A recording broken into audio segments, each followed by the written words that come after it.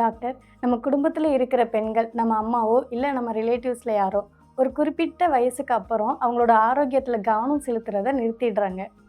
அவங்க ஆரோக்கியமா ஃபீல் பண்ணாலும், 40 ஏஜுக்கு அப்புறம் உள்ள பெண்கள் என்ன மாதிரியான செக்கப்ஸ் வழக்கமா செய்யணும்? ஆஃப்டர் 40 அப்படிங்கும்போது நம்மளோட செக்கப்ஸ்லாம் வந்து நம்ம வெளியில் பார்க்குறதுக்கு நல்ல ஆக்டிவாக இருப்போம். 40 ப்ளஸ் ஆகும்போது நம்ம உடம்புல ஹார்மோன்ஸ் வந்து கொஞ்சம் சேஞ்ச் ஆகும். ஸோ அப்படிங்கும்போது கால்சியம் டெஃபிஷியன்சிலாம் வர்றதுக்கு சான்சஸ் இருக்குது. ஸோ இந்த டைமில் தான் நமக்கு அறியாமலே பிபியோ, சுகரோ, கொலஸ்ட்ராலோ பில்டப் ஆகிறதுக்கும் சான்சஸ் இருக்குது. அதனால் ஒரு இயர்லி ஒன்ஸ் பேசிக்காக பிளட் ப்ரெஷர் பார்த்துக்கலாம், சுகர் ஒரு தடவை செக் பண்ணிக்கலாம், அட்லீஸ்ட் நம்ம அந்த வெயிட்டை பார்த்துக்கலாம். அதுக்கப்புறம் அந்த இடுப்பு சுற்றளவு வெயிஸ்ட் சர்க்கம்ஃபரன்ஸ் அது வந்து லேடிஸ்க்கு 85க்கு கீழே வச்சுக்கிறது ரொம்ப நல்லது.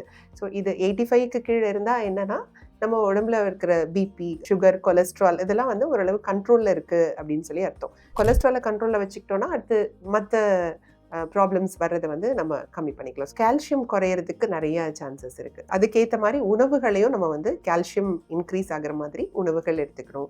ரெகுலராக உட்காந்துட்டே இருக்கிற மாதிரி வேலை அப்படின்னா ஃபிசிக்கலி நம்ம ஆக்டிவாக வச்சுக்கணும். வெறும் ஃபிசிக்கல் ஹெல்த் மட்டும் இல்லை, இந்த டைமுக்கு தான் நமக்கு நிறைய மூட் ஸ்விங்ஸ் வரும். ஸோ மென்டலாகவும் நம்மளை ஃபிட்டாக வச்சுக்கிறதுக்கு ரெடி ஆகணும்.